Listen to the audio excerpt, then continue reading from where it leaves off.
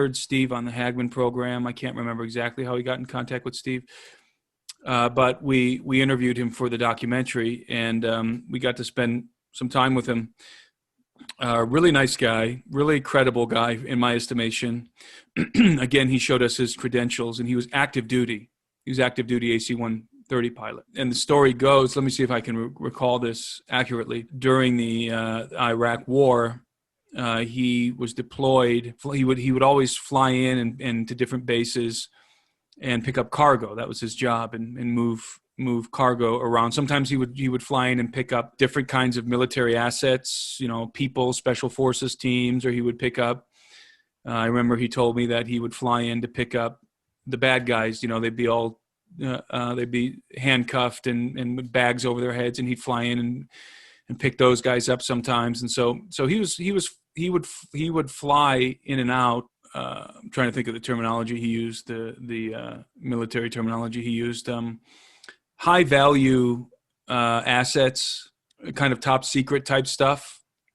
And when he would fly into a mission like that, they would tell him before he got off the plane, they would tell him, look, this is a I forget the terminology, classified or something. And so that meant to him no pictures, no cameras. He wasn't supposed to ask any questions. He was just supposed to come out, pick up the asset, and then go complete the mission and drop it off. And so one day he was flying into Bagram. I think it's called Bagram Air Force Base, if I remember right. We need our Rogan fact checker. I have to pull up the documentary or my script or the script for the documentary. But he flew into the base on a routine mission. And when he landed, they said, you're picking up a high-valued asset here. It's confidential. No pictures, no cameras, no questions. Something to that effect. And so he lowered down the loading door on the craft and walked outside to go see what it was that he was loading up on the AC-130. And he was met by, he described them as, they look like intelligence officers, like Army intelligence or Air Force intelligence or something. Right away, he knew that whatever he was picking up was top secret. And they told him when he encountered them, they reiterated no pictures, no questions, and they walked him over to the hangar. There was a large pallet on the ground, and he could see that there was something under the pallet. It was covered. I mean, there's something laying on the pallet and covered with a big tarp. And he could see part of what was under the tarp sticking out. And he saw a foot, and I think he saw a hand, and he saw part of the head of what turned out to be a giant humanoid. And I remember him describing the skin as sort of pale grayish, which may be because the entity was dead at this point. And it had red hair. He described it had red hair, and it had, he remembers 6 toes and 6 fingers. And what he really described with great detail, what was very vivid in his recollection was the stench.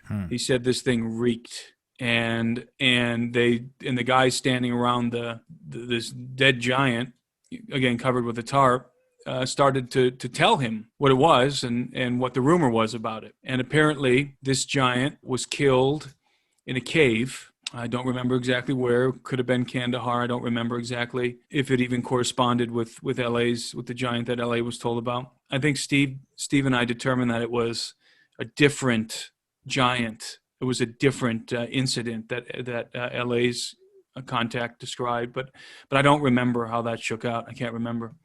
But the pilot told us that he was told that, I believe it was the Marines who encountered this giant. I want to say it was Marines, a group of Marines who were doing a routine patrol around a village in Afghanistan. And they noticed that, I remember him telling us that they noticed that the local villagers were bringing food and other items into a cave and leaving it at the mouth of the cave. And it was sort of an act of reverence to something or someone that was in the cave. And so, of course, the Marines, let's just say they were Marines, the Marines thought that they're aiding and abetting the Taliban, right? That they're supplying the Taliban in the cave, and so the Marines decided to go in and smoke them out. And they went in there thinking they were going to encounter a bunch of Taliban guys, and have a firefight.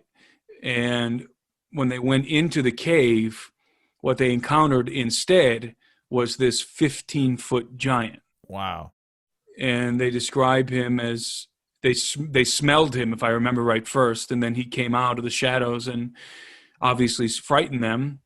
And if I remember correctly, because I sometimes I get the two stories confused, LA's story and ours, the giant killed one or two of the guys before they brought it down. And eventually they brought it down. They put a whole lot of rounds into this giant. So and then the giant was airlifted out. They brought a helicopter in and they lifted him out to the base. And then of course they called in this AC-130 pilot to come and pick him up. And when you're interviewing these people, is there any moment where you're like, any of your red flags go off, like this is all made up? I mean, are you just going purely on your senses that this guy's telling the truth? Well, the first thing I do is evaluate the person. And you always want to see credentials, and he showed us his credentials. He's active duty AC-130 pilot. He wanted to be, he wanted his voice to be masked, and he wanted to be filmed in silhouette. And that's a good sign. He's not looking for fame, not looking for money. Yeah. Nobody even knows who he is. So that was a good sign. And then, having just shot the breeze with the guy for a while before we did the interview, I had a sense that the guy was telling the truth. He told me some other things too, relevant to some other topics. And I had a good sense about him. I believe his story to be true. Now, the only way you could ever verify it would be if he had physical evidence, or photos that could be verified or something. So in as much as we could believe him, Steve and I believed him. I found him to be very, very credible. We wouldn't have put him in the film if we didn't think he was credible. Yeah. And so, long story short, he loaded the body onto the AC-130 and flew it to a base, I believe in Germany, or no, Qatar. He flew it to Qatar. And from Qatar, it made its way to the United States. He learned later. And he said through the grapevine, he heard that the ultimate destination of this corpse, of this 15-foot tall humanoid giant, the ultimate destination was Wright-Patterson Air Force Base in Ohio. And then that was the end of it. That was the end of his tale. And later on, by the way, let me say this. I almost forgot to say this, and Steve will attest to this, Steve Quayle. The pilot that we interviewed purposely withheld some details about his experience. And he told us that he did. He did that. He said, I'm not going to tell you guys, there's specific details I'm going to withhold. And the reason he did that was so that if somebody else comes out talking about this incident, he would be able to confirm if those people were telling the truth. Yeah, it's like the police. I mean, like when they let so much out to the public, but they know things that they're things that only the murderer or perpetrator would know, right? It's the same way to fact check somebody. So they just didn't hear it in the news, didn't watch your film, didn't listen to LA, that it's legit. Yes. And so he called Steve, and after LA had come out with his, I believe he did an interview, or he certainly put it in one of his films, and the AC-130 pilot got in contact with us, and he was very excited, and he said, this guy's legit. He's telling the truth. He describes some of the details that I purposely withheld. He was very excited about it. So that led us to believe that either LA's giant was the same story, or it was another one of the same species in the general vicinity. Wow. So it was a second giant. How long do you think the giants lived? Did they live longer than human beings, you think? Who knows? One thing is clear is that they were living underground, and that's why I think they had pale skin. Yeah. I think the pale skin was natural. It wasn't just because post-mortem. It was the natural color of their skin. And I think they're living under the ground. These are cave-dwelling entities that have been forced into the caves by human beings. And, in the United States, for example, the Native Americans have tales of hunting the giants because the giants were evil. The giants, they feared them, and the giants were man-eaters, and so they hunted them. Yeah, yellow hair. We talked about that in one of our early episodes, Nate. Yeah. Just like they hunted the some of the wild animals and some of the megafauna back in the prehistoric times. They hunted the giants, and so they say. Well, my thought is if they're underground, I mean, they must be living a long time if they can't, unless they can breed somehow, or Well, who knows how vast, how extensive those underground cave systems are Yeah. and where they go. And maybe it's not all that bad under the ground. So this gives me tons of questions, Tim. So in the entire narrative, we talked about the beginning of the giants and the Watchers and the Nephilim, and that whole process. And then we have the flood, and you have the two different theories, which is there's survivors, or there's the bloodlines carried on through one of Noah's son's wives. And then we get to to modern day, and now we have stories about giants that still exist. And so, how are they still existing? Do you think these are like Bigfoot, where some people hypothesize that these might be like interdimensional? Or I want to know where this I don't lands. subscribe to the interdimensional hypothesis as it relates to giants or as it relates to aliens, by the way, because nobody understands what interdimensional means. None of us have ever seen an extra dimension. We have no idea what we're talking about. It's mumbo jumbo. We can kind of understand the concept of something being interdimensional, but it's just a magic wand that we can wave at any problem and say, oh, I understand what's going on. It's interdimensional. Sure. When really we don't have any freaking idea what interdimensional is. We don't. You can read one of Michio Kaku's books and get a scientific perspective on what interdimensional may mean. But outside of that, it's like trying to describe a color that we've never seen. So I try and stick with practical solutions that we can contemplate and that make sense within the world that we are familiar with. So here's a question. I mean, you brought up Bigfoot. We're talking about giants somehow existing and still being alive on the earth in caves. Well, what about Bigfoot? Yeah. I mean, are we to suppose that Bigfoot was on Noah's Ark? I think they all went underground. That's how I think they all survived. Yes. So there's a few options here. I mean, there's actually a lot. There's a lot of possibilities. They could have gone underground. If you're talking about an advanced entity, it could have gone off planet, which is doubtful, but it depends on what you're talking about there.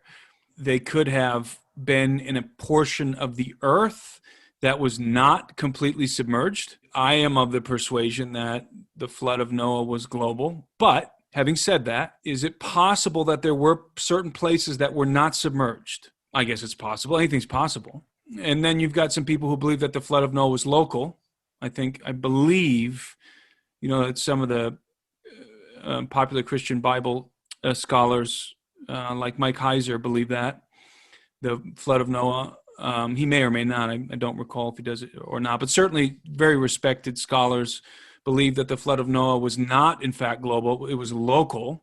That's possible. I can't rule that out. I don't know. I mean, again, I tend to think it was global.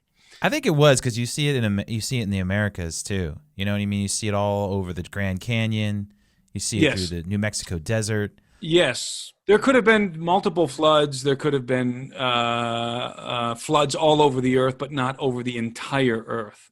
So there could have been flooding. By the way, when you talk about the flood of Noah, you have to answer the question in your mind that will give you clarity about the flood. Where did all the water come from? There's an old hypothesis that a lot of people used to subscribe to. I think most people have abandoned that ship, though, regarding a canopy. A canopy, thank you. An ice canopy around the earth that melted. But you don't have to go that far. Stay on the earth. Just stay terrestrial when you think about this. All you have to realize is that there was an ice age. Much of the northern hemisphere, when you got close to the poles, and much of the southern hemisphere, close to the pole, was frozen, solid, with a whole lot of water, frozen in the form of ice. And most of North America was covered in ice, and so you had a sliver, and it was a wide sliver, but you had this band, an inhabitable band around the earth, and the temperatures would have been pretty mild within that band. It wouldn't have been so variegated as it is today because you have the caps are frozen. So again, not just the caps. Most of North America is frozen, right? So if there was an impact, let's say a comet, cataclysmic event that suddenly melted that ice, you would have a global flood. Now, would the flood it would be global in nature for sure. because you're talking about a whole lot of water dumping into the ocean all of a sudden. And also, you're not just talking about a flood, you're talking about all kinds of cataclysmic events happening simultaneously. Lots of volcanism, volcanoes going off left and right, massive earthquakes, tidal waves. Every kind of cataclysmic geological event you could imagine would have happened. It would have been a mass extinction event. And those poles would have melted very quickly if the atmosphere heated up, and it would have amounted to essentially a global flood. Most parts of the earth would have experienced massive flooding. I've heard some people say that there was water underground, and then there was like plates that like collapsed and it just shot the water out. That probably happened as well. Yeah. It probably was a combination of all these things. And then the water receded slowly. Would it take a year for the water to recede? Well, the poles refroze, and so that sucked up a lot of the water. What about the greenhouse effect that I've heard? With like someone say there was a canopy, like a greenhouse around the water was trapped in the atmosphere. That's possible. The atmosphere was certainly different back in the Ice Age. I mean, if Jesus can, take a couple loaves of bread and some fish and make it a huge meal, I'm sure he can make it rain for 40 days, right? Just making it rain, yeah. Yeah, and he certainly could. I mean, Jesus is, in my book, I refer to him as the singularity. He is the source of all creation. He could certainly do whatever he wants. However, the universe and the natural world in our lives are not encompassed by regularly occurring supernatural events. We live, in terms of the occurrences that happen in our lives, they're pretty mundane. And in the world in general, it's like a clock. It's like the universe is ticking away, and things are happening that were pre-planned, preordained, based on geological phenomena, astrological phenomena that was set in motion from the beginning. I don't know if you understand what I'm saying. So yeah, rather than just God snapping his fingers and making it rain, it's more likely in my mind that it would have occurred like most things occur in life, that it would have been a preordained event, a comet or something headed for the earth that happened to hit the earth right at that moment in time, precisely when the earth was full of violence and corruption, because of course God is omnipotent, all-knowing, and would have known the hour in which he was going to set the flood beforehand. So, and this, of course, that hurdles us down a theological road there. But the point is that there are many scenarios in which things could have survived the flood. Now, could people have survived the flood? Could human beings have survived a global flood that maybe didn't submerge all of the earth? I think the answer to that question is no, because the climactic change would have been so dramatic that it would have been impossible to survive. It would have been impossible. You couldn't, it would have literally been impossible to survive. Everything would have been different.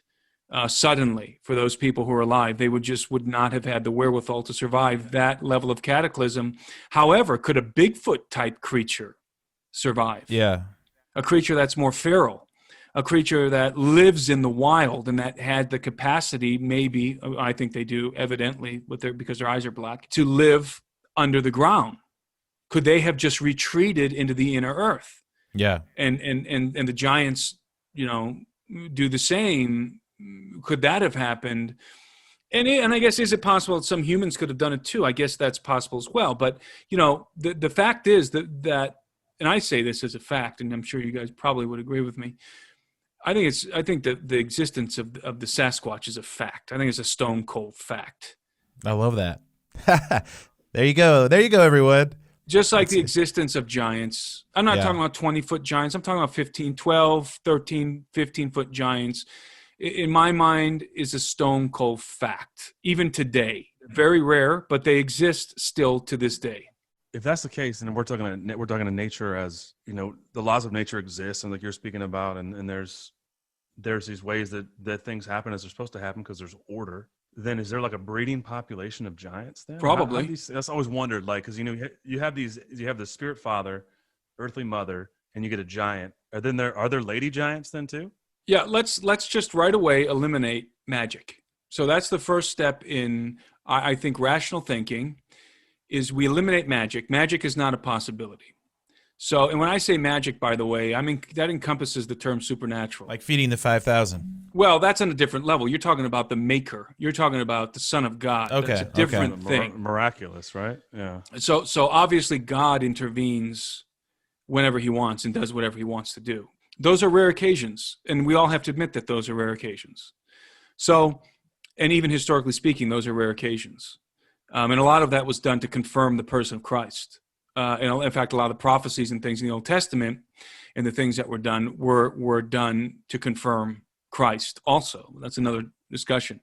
So when we rule out some of the more fantastical possibilities, we're left with much more pragmatic situations like breeding. Do the giants breed? Well, they have to breed. How else do they persist in the earth if they don't breed? I don't think giants live for thousands and thousands of years. They probably have a longer lifespan than we do, and I don't have any definitive reason I can tell you for that. It's a hunch. It's just my suspicion that they live longer than we do.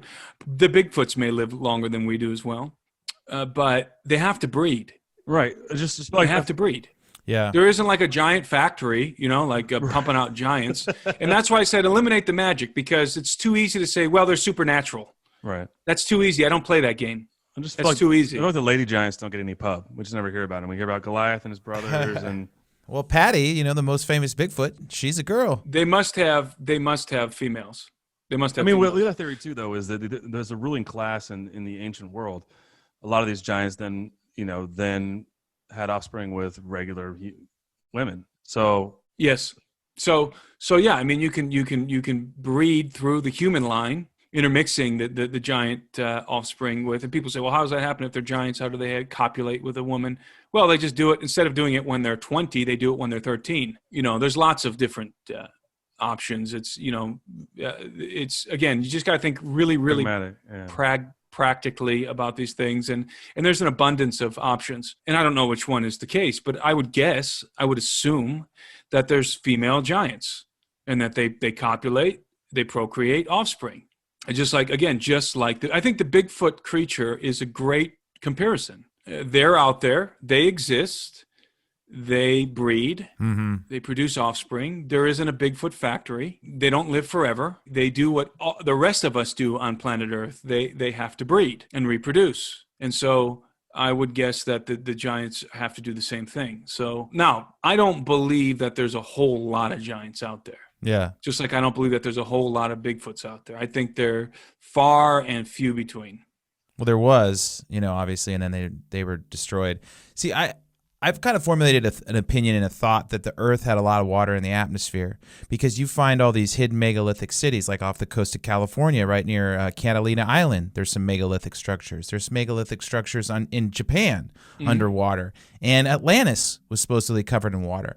So what if the Earth, at one point, most of the water's in the atmosphere, and that produces the megafauna, and everything's bigger, and then it all comes down and buries all these ancient cities. That could supply some of the water, but it could not supply all of the water. You're talking about a tremendous amount of water. And then Well, let's assume that the flood covered Mount Everest. We are talking about an almost an unimaginable amount of water, and just water in the atmosphere would not cut it. Now, I do believe that the atmosphere was moister and much more oxygen rich. You had to have that for the megafauna. Well, you could have water, but doesn't it say in the Bible water came from below and above? I want to say that. It rained, it came up from the ground, right? Yeah, in the book of Genesis it says that the earth was watered with the dew, but you could have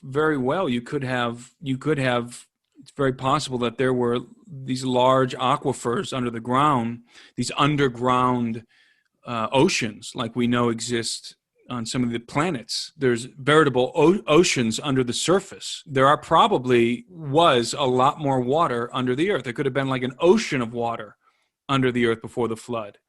And because of the cataclysm, it ruptured and came spewing out of the ground, cracking open the earth, which would have accounted for a lot of the water. You have a lot of rain, you have water coming up from under the ground, and you have the ice caps melting. I think that would account for a global flood. I mean, do you think that because at the beginning of Genesis, we talk about how the earth was formless and the Spirit of God hovered over the waters. So was it that the water was just essentially pulled to the poles and the light? Well, that's what happens, when water freezes. So if you imagine, let's say, imagine the Earth with no ice at the poles. There's no ice at the poles. Obviously, all of our coasts would be obliterated because there'd be a lot more water in the ocean then. So then imagine the temperature of the Earth dropping dramatically, and at the poles where it's the coldest, forming ice. And so it's almost like the ice is grabbing the water and pulling it back and freezing it. And so it's like ice it's storing up a lot of water at the poles. And if those poles melt, then you get a lot more water in the oceans. And of course, this is the concern of global warming, which I certainly don't subscribe to the man-made climate change.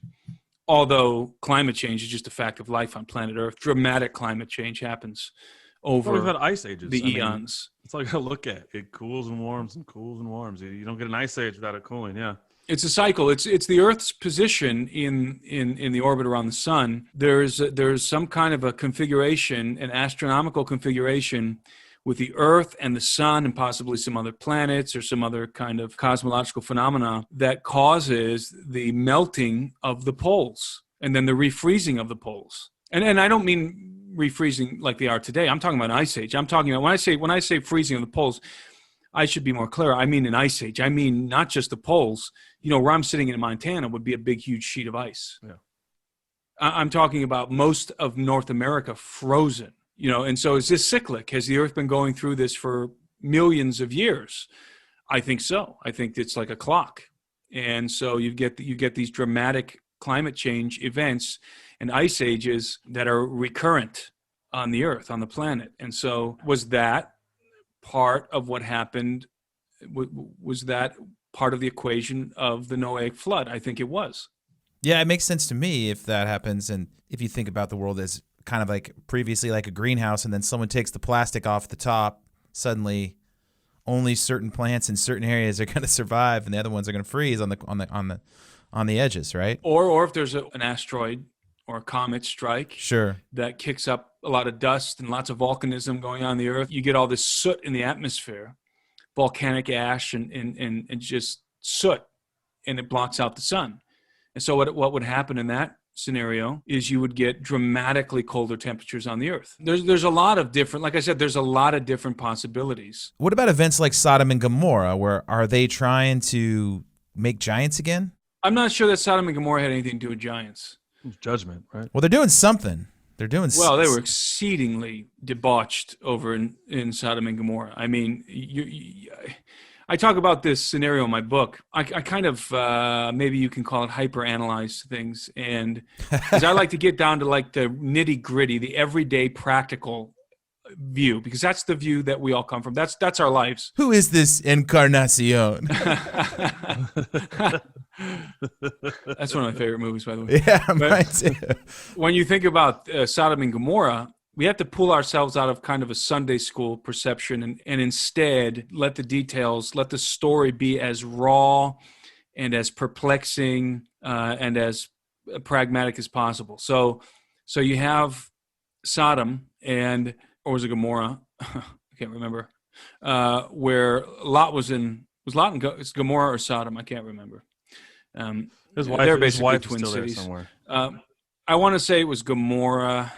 I can't remember. It was one of those two. And you have this. So the story goes. To be honest with you, I should probably just read it because it's very, very interesting. It's only about a paragraph here.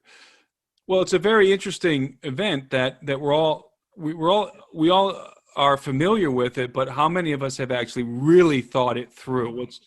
It seems like God gets involved when we do DNA experiments, like in the days of Noah and Tower of Babel, and to me, it always feels like when we start tinkering with the DNA, then you see more of the hand of God getting, okay, stop. No, I agree. I think that there's a line that we cross when God intervenes in a big way, and I think tampering with the genetic book of life is crossing that line. Yeah, and it demands judgment.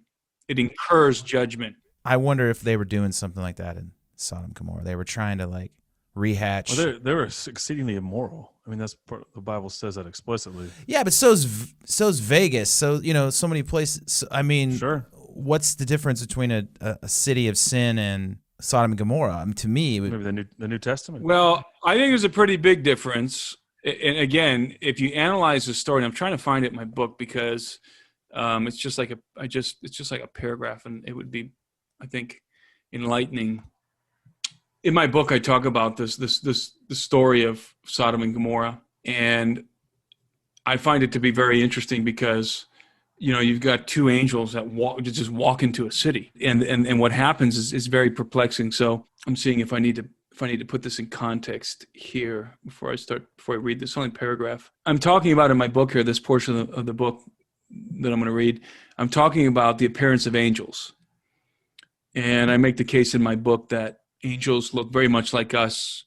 Indeed, we look like them, and they're almost indistinguishable from us. That's their natural appearance. That's not them taking on a form of a human being or just appearing to us like human beings. I think that's what they look like. That's their anatomy. So I don't think I don't believe that angels or demons or fallen angels or whatever have the ability to metamorphosize. I do not subscribe to that. So I don't think that an angel can, metamorphosize, or let's say what people call "quote unquote" fallen angel, which is a contrivance, the word that we've invented. The term fallen angel is not actually a biblical word. It's descriptive enough to understand that these are angelic rebels, and the reason why I couch it in those terms is because I try and pull people away from the idea that angels are just these magical beings with wings, whose sole existence is to kind of minister to us or interact with prophets or something like that. I think that's a massive misconception that we have. In fact, in the book, I make the case, the book, by the way, that I keep referencing is called Birthright, that I just published about a month ago. In the book, I make the case that what we're dealing with when we talk about angels is we're dealing with an elder race of beings that predate us. It's an exceedingly ancient civilization that predates our civilization. These are not entities with wings or multiple faces or anything like that. They look just like us. In fact, we look like them. They're not human. They're not made from the substance of the earth like we are, but they are humanoid. This is not angels morphing into human beings, metamorphosizing into human beings. That's an important thing to keep in mind, okay? So now I'll read from the book here. The biblical narrative seems to insinuate a description of the angels that is consonant with that of the Nordics. Okay, I'm talking about the Nordics. Have you guys heard about the Nordics? There's an alien race that people talk about. Ufologists talk about the Nordics. They're these human-like aliens that they look like us, but they got blonde hair and blue eyes. And so I'm writing about that before I get to this paragraph. So, we haven't talked about it on the show. Okay, so on the eve of Sodom's destruction, Lot was sitting in the gateway of the city when he saw two men approaching. He immediately recognized these men as angels. How could this be? Unless their appearance was distinct in some way. Okay, just full stop right there. How in the world did Lot immediately recognize these two men as angels? I'm not reading them, I'm asking you guys. So how in the world does Lot recognize these guys as angels? You must have seen angels before, right? I think the answer is apparent, and I'll answer in a minute. So continuing here. Sodom was in Judea. The men of Judea were ethnically Semitic, meaning they tended to look like the people of the Middle East today. Relatively short compared to Europeans with tan skin, dark eyes, and black or brown hair. Two tall blondes with blue eyes and luminous white skin would stick out like a sore thumb in Sodom. The unique and striking appearance of these men is exhibited in the reaction of the Sodomites, who, being raving homosexuals, gathered together at Lot's door, demanding that he bring out his guests so that they could have their way with them.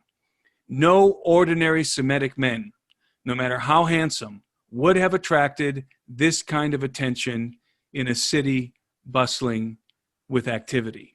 So the point here is, I think that Lot recognized these men as angels because they were tall, blonde, had bright blue eyes, and fair skin. They're probably 6.5 feet tall, and Lot, coming from the family line of Abraham, would have been told stories about the angels. and certainly the descriptions of these angels would have been included. And never are you going to find a living description. When I say living, I mean an encounter with an angel, an actual encounter with an angel, not in a prophetic context, a real-time encounter with an angel in which the angel is described as having wings or being like 10 feet tall or something, or 15 feet tall. You're never going to find that. You're only going to find actual encounters in the Bible with angels where they look like young men, young men, young men, young men, young men.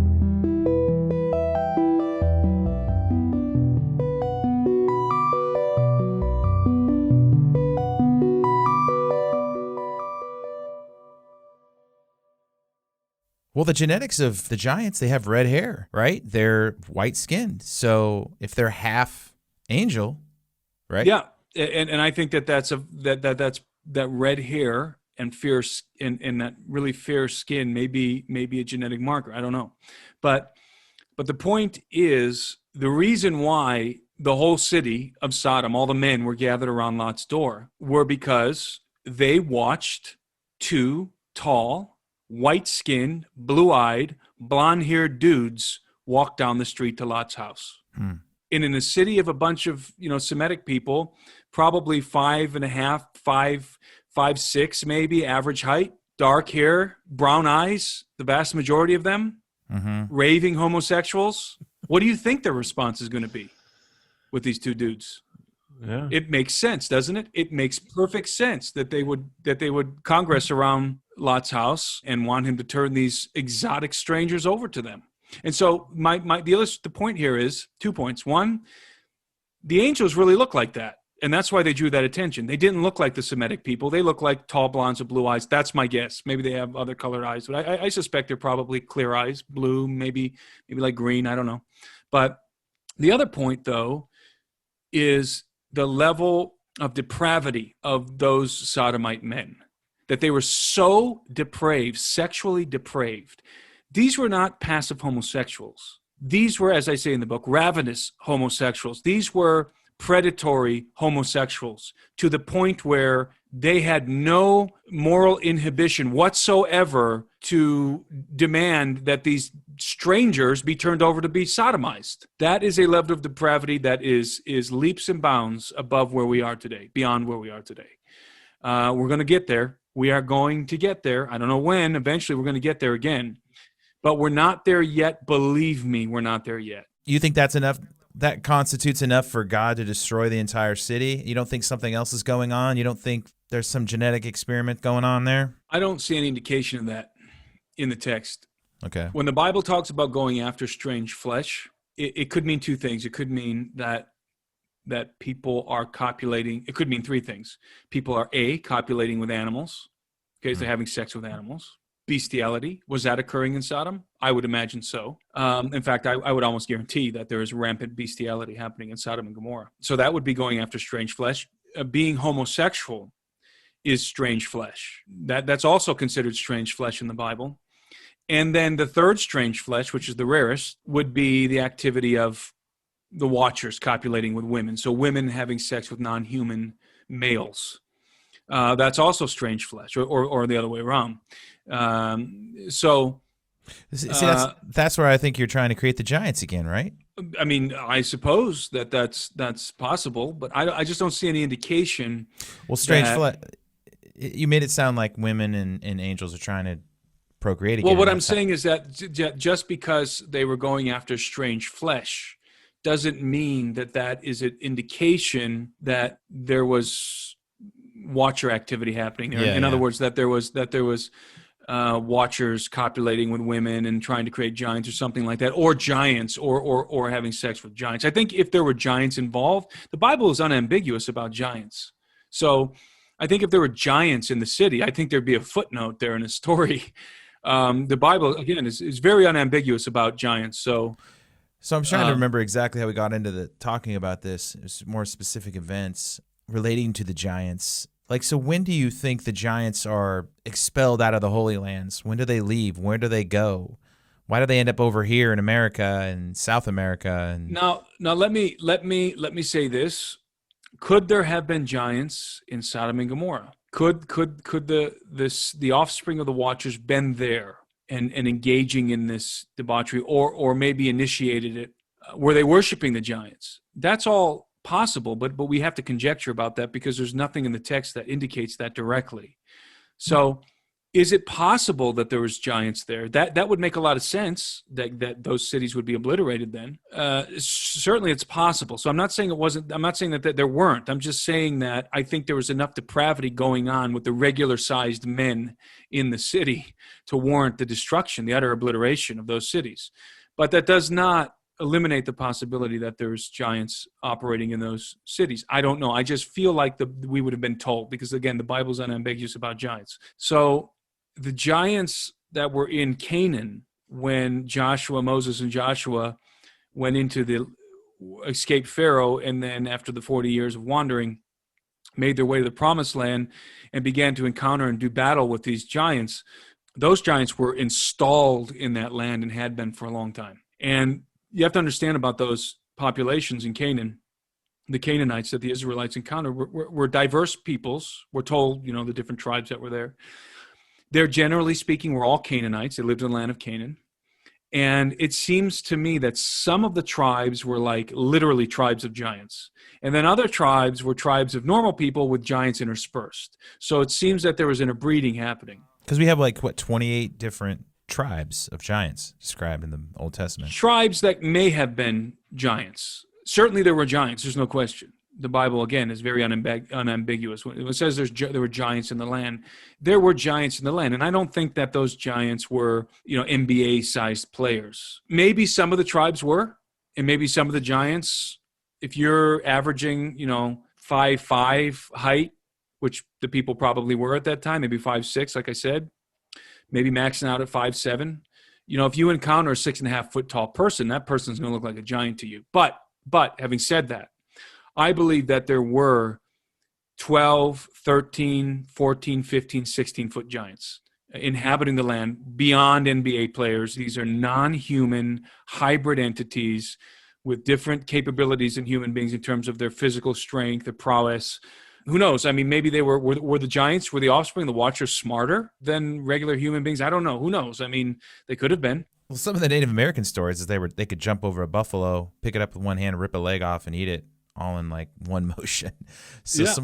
some of those ancient stories make them sound like And remember, there's always embellishment in those stories. There's always embellishment. But still, I mean, I think clearly from my own research, I can say, just like I said with Bigfoot, definitively giants existed. And when I say giants, I'm talking 12, 13, 14, 15, 16-foot giants, for sure. Beyond 16 foot, I don't know. I suspect, but I don't know. But certainly within 12 to 16 feet. They existed. They were real. And I think to some extent they still exist today. What about the mud fossils where they say that some of these things are, they have these fossil remains of these mountains that look like the face of giants? And I mean, we talked to Michael Tellinger. I don't know if you've looked at any of his stuff, but he's in South Africa and he's got a lot of the mud fossil remains of some of these organs and bones. And he shows them on a lot of his videos that some of these shoulder blades look like the size of car doors. So we're talking 30, 40. I have no idea what he's looking at. I don't know if what he's looking at is organic. I don't know if what he's looking at is dinosaur bones. I haven't looked into the mud fossil thing. It's interesting. I don't know. I don't know much. People always email about the mud fossil stuff. And were there giants the size of mountains? I don't think so. I don't believe that when the Israelites entered the promised land that they encountered 20-foot giants. I don't believe that. I think they encountered 12, probably 8 to 12-foot giants were the majority of the giants that they encountered. We can even bump it down to 7-foot because that, again, would have been a giant to these people. So we're talking probably around the 8 to 12-foot range primarily, with every now and again a 13, 14, 15, and 16-foot giant in the mix. I haven't personally read evidence that there is an abundance of giants above that size. However, in Peru, there certainly are legends. The research that I did about the giants in Peru where they talk about sticking a rapier sword through the eye socket of a giant skeleton that they found embedded in the bank of a river. Probably a tomb was exposed, the sarcophagus, and the giant fell out of it. The corpse fell out of it, the skeletal corpse. And they found the head, mind you, the head. So they're not looking at like a mammoth or something. And they stuck and they did say that the sarcophagus was there. So it was obviously mammoth didn't bury their dead in sarcophagi. So the conquistadors stuck their rapier swords in through the eye socket, and they said that the head was so large that the tip of the blade barely touched the back of the skull before the hilt hit the eye socket. So, and I mean, rapier swords are different sizes, so certainly, a rapier sword maybe 3 feet long, but that's, what would the body under that skull be? I don't know. Would it be 15 feet tall? Maybe. And that certainly isn't hard for me to believe that there's 15-foot tall giants. In many cases, you find descriptions of giants that were 2 or 3 times the size of a normal man. Sometimes you find, like in Peru, the descriptions of giants being 6 times the size of a normal man. But I think some of that's embellishment. I think there were certainly giants. They were really big, but 6 times the size of a normal man sounds like an embellishment to me. So we got to be careful with embellishment. The legends are embellished history most of the time. You're talking about a kernel of history with embellishment. That's how you get a legend. Well, what does it matter if it's 30 or 15? Like, really, there's a big difference between 30 and 15. I mean, a 30-foot giant is like a Disney, giant, a Disney cartoon. There's a big difference. More philosophically, like how it relates to history, how it relates to the Bible. Well, a 30-foot giant is a lot more conspicuous. It's a lot harder to hide. If you're a 30-foot giant, you would expect to have a lot more accounts all over the earth of 30-foot giants if they're roaming around. I mean, it's like a Tyrannosaurus Rex, walking around in the woods. It can't really hide, and 30-foot giant. It's so conspicuous that you would just expect to find more evidence and more stories of giants of that size. I'm not ruling out the possibility. I'm just saying that if there were giants that were that big, they would have been rare indeed. But I think giants of let's say an average of 12 feet tall were probably fairly common based on the legends and all the mythos concerning giants that I personally encounter all over the place, and in some surprising sources also, aside from the biblical account. But let's talk about some of the misconceptions. Let's remember, for example, that the ancient cultures, the Greeks, the Romans, and so forth, one thing that they would embellish for sure were their military victories. I think we can all agree on that. Caesar, for example, Julius Caesar was famous for embellishing all of his military victories in his own accounts that he wrote with his own hand. The Romans, when they would have a great victory, they build an Ark of Triumph. I mean, there's several of them still standing in Rome. So the Romans, and then they would reenact those battles in the Colosseum. They'd even flood the Colosseum to reenact naval battles. So the Romans would embellish those battles. They would embellish them, and they would make their enemies seem much more ferocious and powerful than they really were. The Inca did this. Everybody did this, right? I mean, it's just human nature. So and I'm using this as one example, so we can maybe dial back our perception of how widespread giants were in the ancient context. If the Romans had encountered giants, let's say the Romans had fought a tribe of giants, don't you think there would be like an Ark of Triumph in Rome depicting the Romans fighting these giants, and paintings and sculptures all over the place? Don't you think that the great Roman poets like Virgil and the great Roman historians would have embellished the hell out of that battle? Or they've taken it all to the Vatican. We just don't know about it. Well, I doubt it. I mean, I doubt it. So I don't believe that giants were as widespread as some people think, but they were certainly a reality. But I think they were far and few between, just like the Kandahar giant that we were talking about. They were furtive because they were hunted. And by the time the Romans came, and the Greeks and the Romans and the classical era, I think giants were all but extinguished from the earth. In fact, I would say that giants were all but extinguished from the earth early on, shortly after the invasion, shortly after the conquest of Canaan. I think that most of the giants were probably consolidated in Canaan, and strategically so. This is really hurting Nate's feelings, Tim. I mean, he No. loves thinking about 30-foot giants. This is hard. Well, there could have been a 30-foot giant. I'm not saying there wasn't. I'm just saying that if there was, like the green giant, like the size of the giant that's on that vegetable package, walking around, a bunch of those guys walking around the earth, I think that there would be just a lot more chatter. Yeah, no, I agree. In the ancient records and in among the natives. Now, were there giants striding around the earth? If there were 30-foot giants, I would say that they existed before the flood, and that would account for their evidence being gone, decimated. But those would be antediluvian giants, and certainly I think the antediluvian giants were larger. Well, megafauna. Yeah. Than the post-diluvian giants. They were larger, just like the megafauna, exactly. Just like the other creatures, everything was bigger. Yeah. Hey, were human beings bigger back then? I mean, I don't know. Is it possible?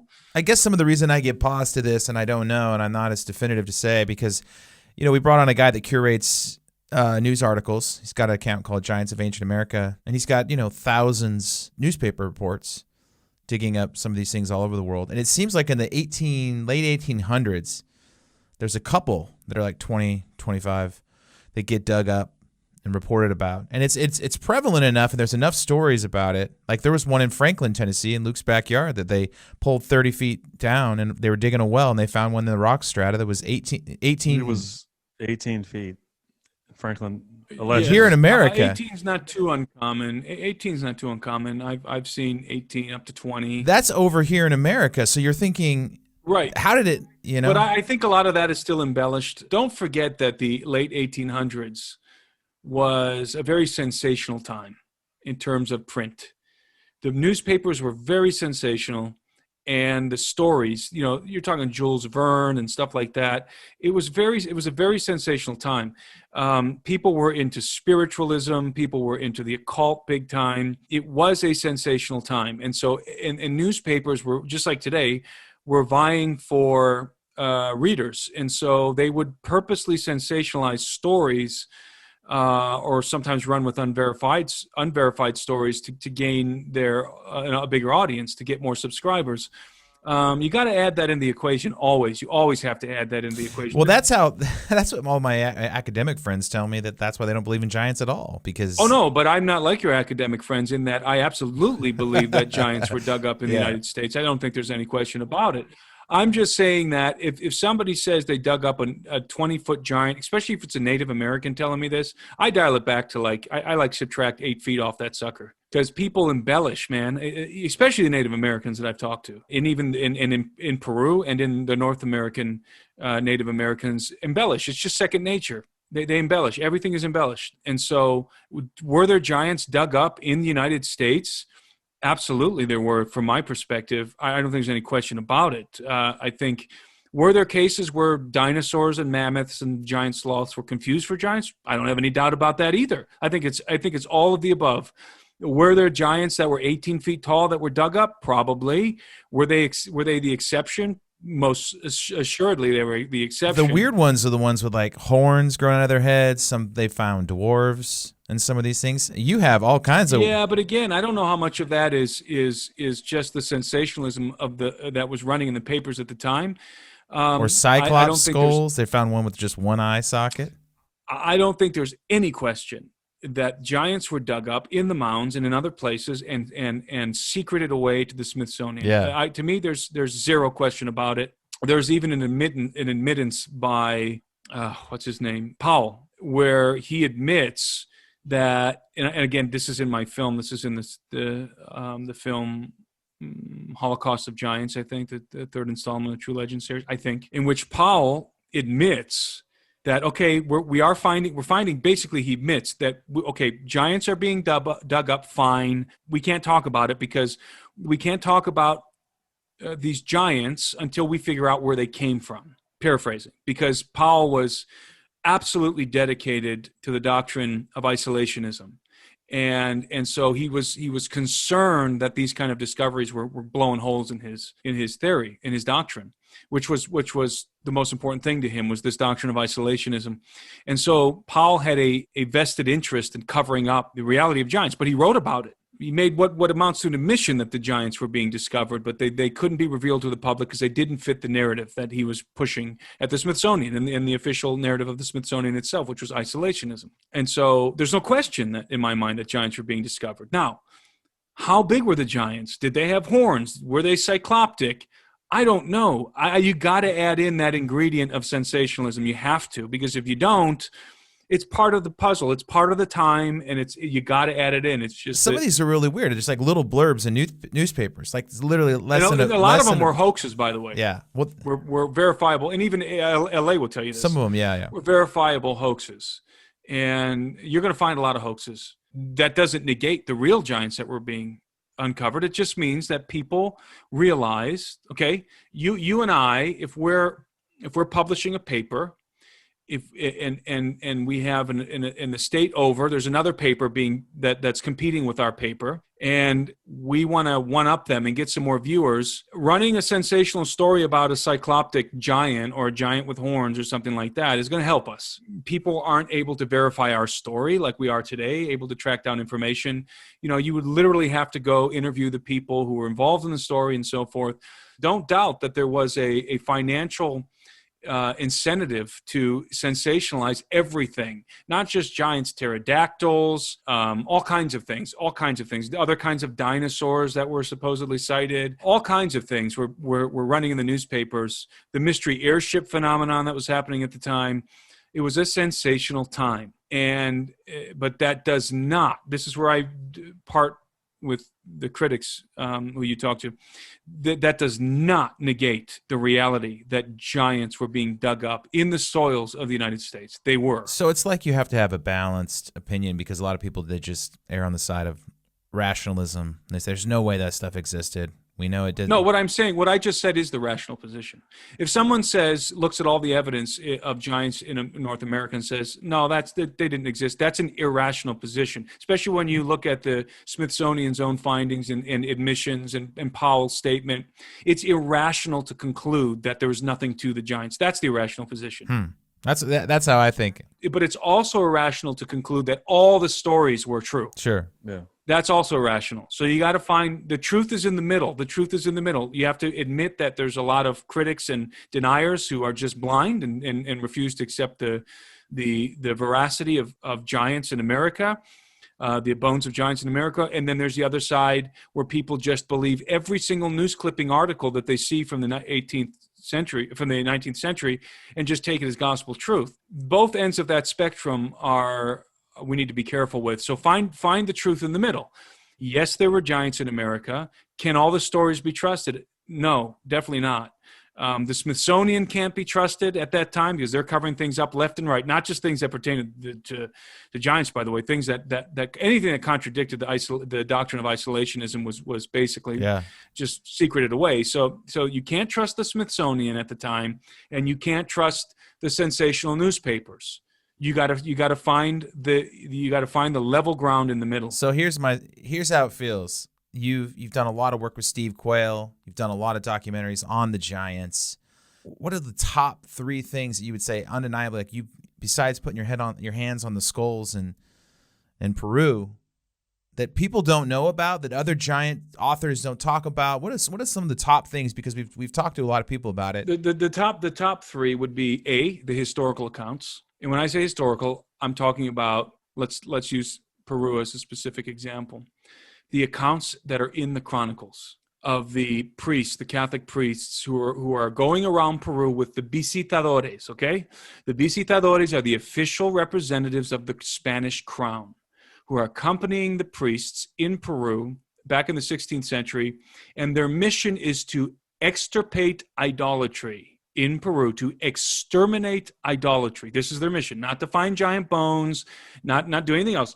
Their mission is to extirpate idolatry. And then you have the royal inspector accompanying the Catholic priest to make sure that all of the gold and silver and the idols, that are made out of these precious metals, that the crown gets its royal fifth. because that's what the crown got, a fifth of the treasure. And so these guys, this is their mission. And as they're going through Peru, several of the chroniclers talk about this, and some of them were the Catholic priests themselves, where they would go into a village. There's one case in which they went into a village and the native people were worshiping something in a cave. And because the first thing that the priests would do would be to interrogate the leaders of the village and find out what gods do you worship and where are your idols, right? So they found out that the gods are being worshipped in the cave. And so they had the natives take them to the cave. And when they got into the cave, this is recorded by his hand. I want to say it was Arriaga. When they got into the cave, they noticed that there was a bunch of, they called them Gentiles, dead Gentiles all over the place, which probably were human sacrifices, right? So they found out that what these people were worshiping, what these natives were worshiping, wasn't some wooden idol or some idol made of gold, but was these dead skeletal remains of these giants. So these dead corpses of these giants that were dressed in cumbia, it says. And cumbia was the traditional, like the royal sort of vestments of the natives, right? The priestly royal vestments of the natives. So they dressed these corpses, and these corpses were propped up, and the people were worshiping them, and they said these were their divine ancestors. And the giants were described as having deformed craniums, which I interpret as elongated skulls. And I think there's reasons why I interpret it that way. And the chronicler says that they were 6 times the size of a normal man, which I'm going to guess that they were probably anywhere between 16 and 18 feet tall. Always adding in that embellishment, okay? Always adding in the embellishment. And so then the priest describes what they did. And remember, it's not just the priest, it's also the royal inspector who's with the priest, okay? Representative of the Spanish crown. He says they took the bodies out of the cave and they burned them in the village.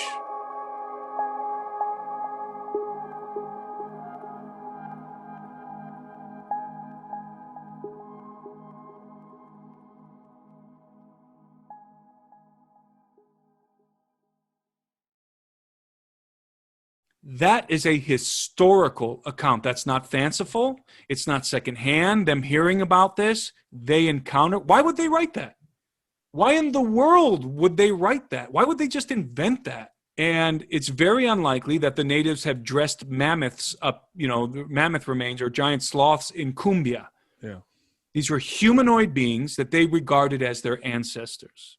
And they were burned in the village, the bodies. So that, to me, is very compelling proof. So that's one kind of proof. And there's lots of stories like that, okay? It's not just hearsay. There's really, really compelling historical accounts. And then you have contemporary accounts that you can find, not so much in the United States anymore, but contemporary accounts like the one we talked about, the Kandahar giant. But also if you go to Sardinia, places like certain other places around the earth, where there seems to have been a large population of giants in the past. Probably the giants that came over from Canaan during the conquest of Canaan by Joshua, the Israelites. And there was a stronghold, I think, of these Canaanite giants on the island of Sardinia. Probably it was either established before or after the conquest of Joshua. And you go to Sardinia and you begin to talk to the elderly people there, and you're going to hear story after story where they're going to tell you that they were digging, when they were, 15 years old or 18 years old, they were digging in their parents, they were digging a foundation for, a barn or something that they were building at their parents' house.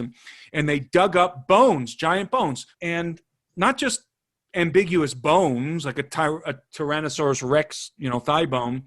They dug up hands and feet, and those hands had jewel rings on them. And they would get excited whenever they would find these remains of giants because they often had gold and silver rings and necklaces. Yeah. Last time I checked, dinosaurs and mammoths and giant sloths didn't wear jewelry. They didn't wear bling. Well, they're saying that about the giants in Michigan. They mined more copper near the Lake Michigan. Just it would have taken them humans. They estimate like 500 years to get that much copper out. Well, I think the Phoenicians did it, and there were giants among the Phoenicians. Yeah. And so and I think that these are also connected to the Phoenicians, these giants in Sardinia. And so these people will tell you that they dug up hands with giant hands, and they'll show you with their own hands how big they were, and they will tell you this and I'm not just talking one or two people. I mean, it's common. And people who are sometimes digging up whole bodies and plowing in their fields, and a big skull. It sounds like you're saying that they were concentrated. The giants, they were concentrated. They got pushed into areas and they migrated there, and so they were concentrated. There's places in the world where if you go to, they dig up more. There's like thousands of graves. Yes, and I believe that the post-Diluvian, the post-flood giants didn't necessarily migrate on their own around the world. I think that they were seeded all over the world through the Phoenicians, because the Phoenicians were the remnant of the Canaanites. And that's another, and I've got reasons why I believe that. But so I've got the historical evidence, like in Peru, there's an example I gave you in Peru with the Chronicles. And then you have the contemporary stories of the people in Sardinia, for example, who the elderly people who will tell you that they dug up the bones of giants. And not just the elderly people. There's all kinds of stories. Again, it's in the films that we did, the True Legends films. There's lots of stories of even more contemporary stuff than a couple generations back. Even stuff from just from the 90s and 80s, where people were employed to dig at certain sites, and they were digging up the bodies of giants in a systematic way and so forth.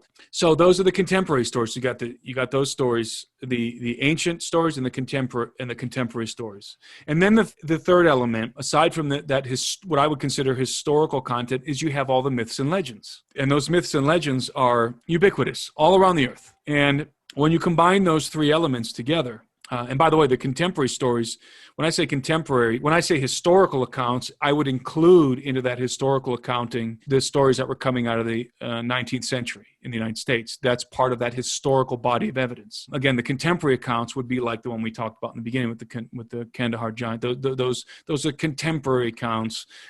And then you have the myths and legends. Would the myth and legend be like Gog and Magog and the Great Wall of China and stuff like that? Well, the myths and legends would be like the legends. Myths, I think, are different than legend. I think myths are designed to convey cosmological phenomena. Legends are different. Legends are embellishments of stories that were passed down through generations, with kernels of truth. So you know, like Hercules and the stories like the ancient Greeks. They had both. They had legends and myths. And again, I think the objective of the myth was to encapsulate and preserve cosmological, scientific information, whereas legends were like stories, tales about remarkable events and people, which were embellished over time. And so when you encounter legends about giants, you can say the same thing about lost civilizations, giants. When you encounter these legends and they're ubiquitous all around the earth, you can logically derive there's truth to the stories. And that's of course the weakest. That's the weakest. I wouldn't call that proof. I would call that anecdotal evidence of giants. The strongest is the historical stuff, the stuff that's not written in the context of legend or myth, but in the context of history, especially when you have photos. Like there's photos from the 1800s, legitimate photos of 12, I've seen up to 15-foot tall mummies and things like that. Some of those photos are definitely hoaxes. Yeah. In fact, one of them that I thought for sure was real. I mean, I really did. L.A. Marsuli pointed out to me that it was fake. And I didn't know until he had actually done the digging and researched it and found out that it was fake. And I hadn't known. So you got to be careful. And even as scrupulous as I try to be, do my due diligence whenever I'm, researching or writing or making a film involving these kinds of things. I try to be extremely scrupulous. I get caught in some of the hoaxes. Everybody does. And so you got to be real careful. Well, we live in a time when it's almost impossible. I mean, like Luke and I were talking about that today at lunch. We went to lunch and saying we live in the Wild West of information where literally anything can be true and anything can be false, and it's never been harder exactly to vet information. I mean, I think that's giving rise to, podcasts where you're just trying to go directly to the source and hear something true. Yes. And the Giants thing's difficult because you do have so much stuff surrounding it. I guess in my mind I thought maybe you secretly came came across some bones. I have never seen a giant. I have never personally seen the bones of giants. Yeah. I have not. No researcher that I know has. Not LA, not Steve, Tom Horn. None of us have seen the bones of giants. None of us. Now, Steve and I have interviewed people who claim to have seen the bones of giants under one of the Smithsonian's underground facilities, but that's anecdotal. That's hearsay. We personally, giants. Have I ever seen a giant? No. Have I ever seen a Bigfoot? No. Have I ever seen a UFO that was absolutely a UFO and not, a light in the sky, but was actually a piece of hardware? Verifiable, absolutely. That, yes, unequivocally, yes. But giants and Bigfoot, no. But I've done a lot of research. I think at some point in time, one of us is going to find something, some kind of hard evidence that we will be able to demonstrate, to display, that is hard, verifiable proof of the existence of giants, because it's out there. I have no doubt about it. It's out there. And I think that will happen before somebody finds really hard evidence of a Bigfoot, like a dead body of a Bigfoot. I think it's much more likely you're going to find the remains of a giant, take a picture of it or something, or actually be able to confiscate the bones. Well, the same thing, I've heard those stories about, the same story you told us about the Kandahar giant. I've heard that about Bigfoot getting shot in the woods, and then a helicopter shows up and they throw it over the tarp. Was that Duke? Yeah. Who told us that story? Yeah. I think that was Duke who told us that story. I don't have any doubt that is happening. Well, and there's also military stories that they're going out and hunting the things, trying to exterminate them on purpose for some reason. But Steve and I were told by the pilot told us that in the military, and some other guys actually told me this independently, and Steve independently, that in the military, in the black ops of the military, there's something that they refer to as core reality. And core reality is the reality that's beyond everyday mundane reality. It's kind of at the core of what's going on the planet that most people don't understand. And giants and aliens are two components of core reality. Core reality. Core reality. Core reality.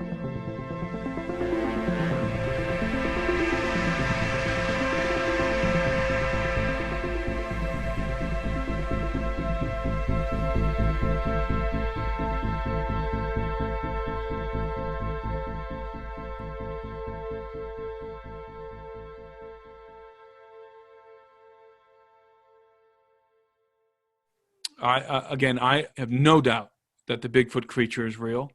I have no doubt that giants not only were roaming the earth, but still are roaming the earth. They're very rare. They're few and far between. I think the giants that do exist are like the Bigfoot. They're in the very remote areas, or they're underground.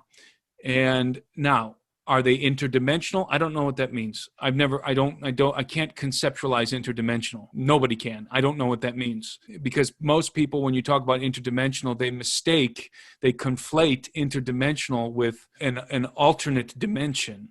Okay, so you have alternate dimension and you have interdimensional. Those are two distinct ideas.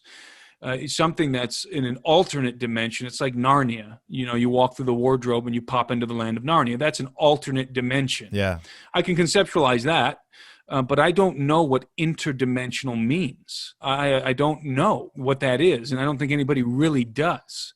People say, well, they're phasing in and out of dimensions. It's like, I don't know what that means. Phasing in and out of a dimension. Nobody knows what that means. Or they could just be using quantum physics, They could just be, so we think it is dimensions, but it's just part of the way the world works and energy works. They could be going through some kind of a Stargate, yeah, or a wormhole. That certainly, I think, is practical. I think that's certainly within the realms of.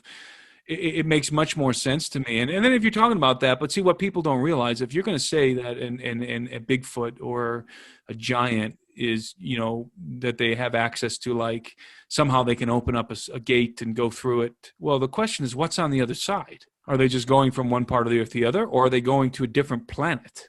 We've heard stories about Bigfoot getting picked up by UFOs and going to other planets. Oh, there's certainly a correlation between a Bigfoot and a UFO. I think that the aliens control the Bigfoots to some extent. It's almost like they're like cattle to them, and they use them for different things.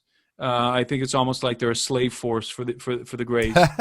It's wild. It's wild to think about. Okay, so here's my final question, because I feel like we've given our listeners a lot to chew on. Let's just say you're in a conversation with somebody and you finally convince them, yeah, the giants existed. They were here. What's the ultimate point to try to? I mean, I know why I would want to get someone to get there. What would you say? They're saying, so okay, so what? So why do I need to? Well, why do I need to know this? And what does it matter? This sort of stuff. Why does it matter to know anything? You know? Well, I mean, is it a? I think it's a pinnacle point of understanding the Bible. Personally, you can't. I don't really think the Old Testament makes any sense without them. Well, I think it also destroys Darwinism. I mean, I think that's one of the big things that has to do with the cover up or the removal of the evidence as it appears to have been. it complicates Darwin. It complicates the theory of evolution. I don't know that it obliterates it, but it certainly complicates the theory of evolution in some interesting ways. I don't think it would be a death blow. They would just create a new branch, a new evolutionary branch, and stick the Bigfoot in it. In fact, they might even the discovery of the Bigfoot could actually bolster the theory of evolution if you think about it. Let's say it's a link, right? Yeah. That's what Jeff Meldrum said. He said that a lot of Christians are afraid of Bigfoot because he thought it would help support evolution. They didn't want it to come out. And I thought it was the opposite. I thought Not Bigfoot. No, not Bigfoot, because Bigfoot would fit into that early hominid type creature that's just still around. You know, we've all seen the pictures of the hominid type proto-human apish mannish creature, right? So Yeah. so if we find one of those things out in the wild, the evolutionists are just going to say, look, they're still around. We just didn't know. So there's really no consequence there in terms of it. I don't know that it really helps one side or the other very much, the discovery of a Bigfoot. Giants, probably the same thing. Giants are much more problematic for the atheist because it does help to confirm the historicity of the Bible, but not in any significant way. So what is at the heart of the cover-up of giants and like Bigfoot? Yes. You know, I'm going to be honest with you. I don't know. I can tell you this. There is a cover-up. There's no question about that. There is a cover-up. I believe the Vatican is involved, certainly in Sardinia. I got no doubt about that. Vatican has been involved in the cover-up of giants in Sardinia. They steal the bones, I've read over and over. It's like, yes. So who else is involved and why? What's the motivation? I don't know. I don't know what the motivation is. Is it just to disprove the Bible?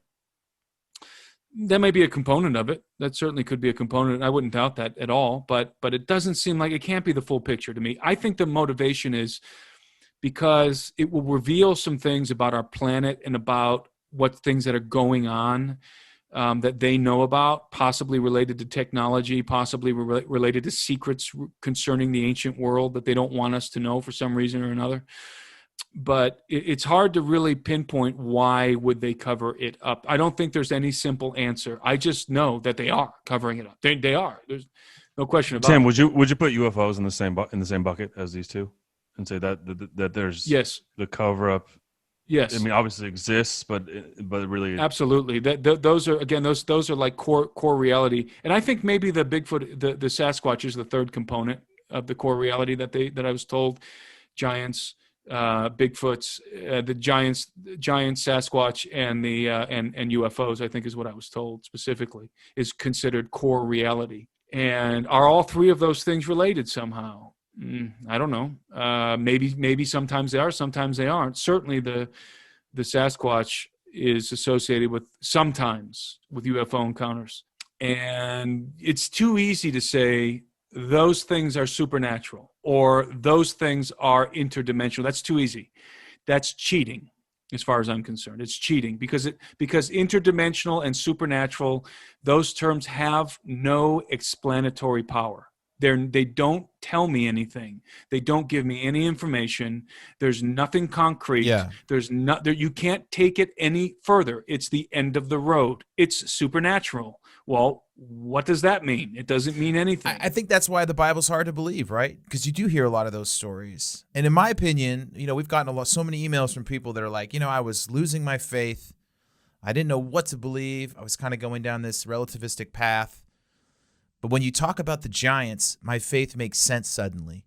I don't know how many emails we've got about that, and I feel the same way. It's like something about the giants, these physical creatures and these weird things. It's like you can pick up it's like you can see something in the physical world that validates the weirder parts of the Bible. Well, proof of the flood, I think, would be in the same category when you realize that there certainly was a global cataclysm, just like the Bible describes.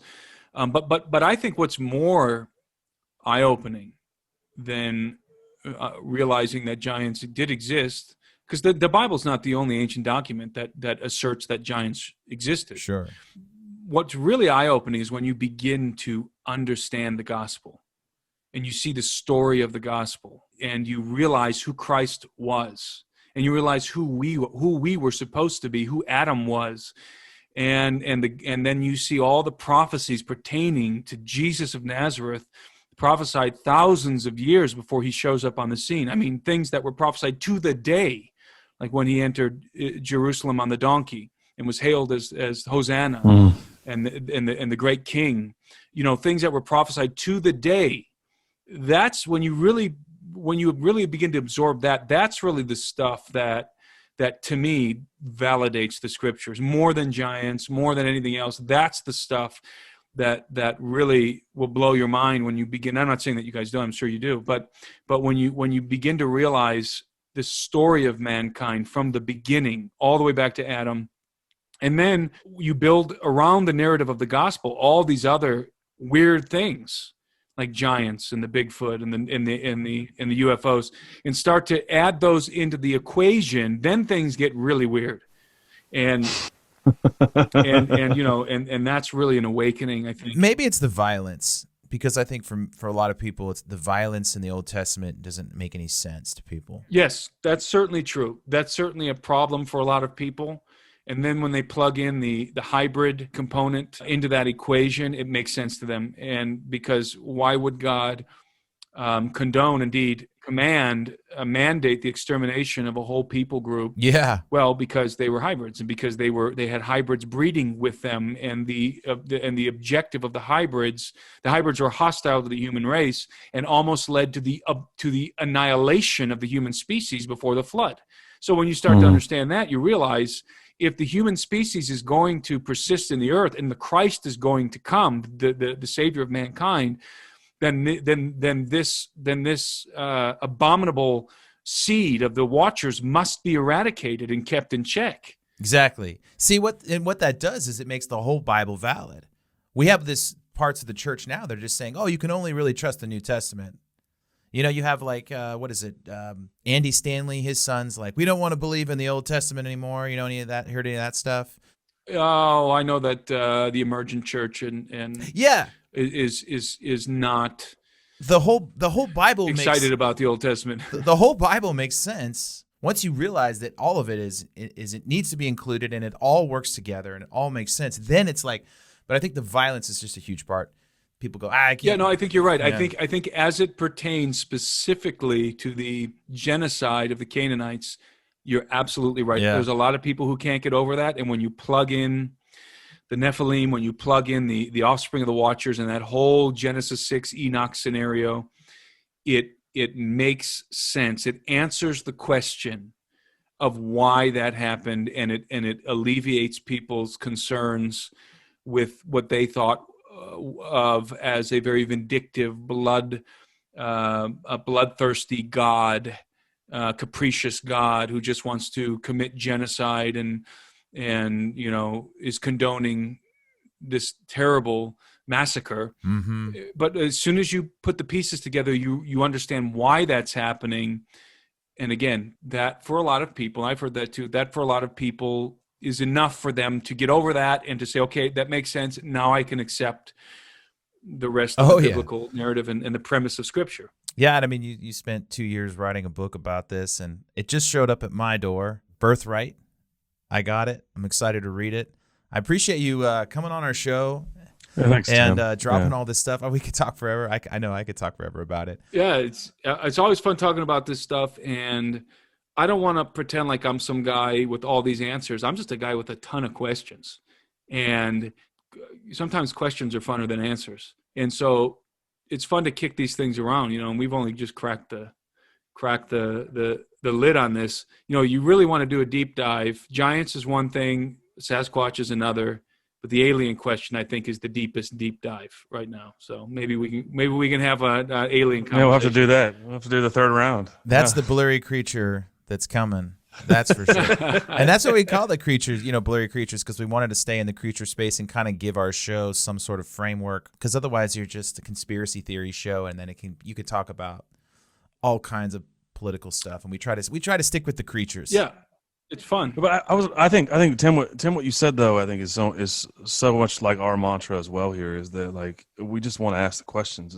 I don't think we ever come to this space or to this platform and try to act like we have all the answers. But I think a lot of people don't ask the questions and don't go any deeper into the meaning, into the context, into why and how. And just thank you for your time, because this is, I think more people need to be asking these questions, and less people. And like you said, it's so funny, the 1800s, and we covered that, and then I think everything's full circle now. Like so much today is about the narrative and not about the facts. Yeah. And people want to push their narrative, just like they were trying to sell papers in the 1800s. They're trying to get the clicks today. Exactly. And I don't think not enough people are looking for the truth, and not enough people are asking the questions. People want to own the space. There's a lot of people out there who want to own the Nephilim space, or want to own, whatever. They want to kind of be the king of the hill, and it can get pretty complicated. But let me just say, to clarify one thing that probably some people are going to walk away getting the wrong impression. When I say I don't like the term supernatural or interdimensional, believe me, I believe every miracle written about in the scriptures. Absolutely, 100%. I'm not one of those people who looks at the scriptures and tries to downplay the miraculous things that took place. I absolutely believe, you're talking about Jesus multiplying the loaves and the fish and so forth, and all of the prophetic stuff, that I believe that is all absolutely true. But, when I talk about the supernatural, just like the term fallen angel, is a contrivance, and it's used too broadly to explain away things that require some depth of thought and patience, like the things that we talked about today. And too often people will say, "Oh, I understand exactly what the Bigfoot is. It's a supernatural creature." And that's it. That's the explanation. They feel like, that's it. Then close the book. They've solved it. Yeah. And that's what I don't like. So, and I'm not by any means saying that's how you guys think. Well, no, but I think it's just asking. I mean, it's questioning, right? Like it's easy to paint a broad brush of ambiguity instead of really asking the question. And see, I think it fits into the order of the way of creation. And so I think putting things in those contexts is very important. No, so I'm with you. I mean, yeah, terms are too ambiguous sometimes, and too often are presented as solutions to questions. Yeah, it's really cheating. is. It's not good research. It's not a good investigation. I mean, you guys aren't satisfied with just saying, "Oh, we figured out what the Bigfoot is. It's just a supernatural creature." It's like, no, you want to find one. You want to see one. Yeah. You want evidence. You want to understand exactly what it is and what does it do? Does it reproduce? What does it eat? Where does it live? Those are the kind of questions that I think people who just answer supernatural, interdimensional, they stop. It's like they hit a wall. Right. And the inquiry stops because they've solved it. And I just that's what I'm. Yeah, we're more just saying these are the things you have to include in the conversation. Like, I think the definitive things we would say is Bigfoot's real, aliens, UFOs are real. Ancient giants are real. So then let's set up those fences. Right. And speaking of discoveries, Nate just wants to find a 30 picture. I mean, as long as we're being honest, I wouldn't want to find a giant of any size living. To be honest with you. I think dead. I think it's his preference. People say that I don't know a buttload of crap about the gospel, but I do. All right. Are you listening out there? Tim, I got your book. It's Birthright. You can get it on Amazon, right? Yeah, it's the only place it's available right now is Amazon.com. And by the way, I do address a lot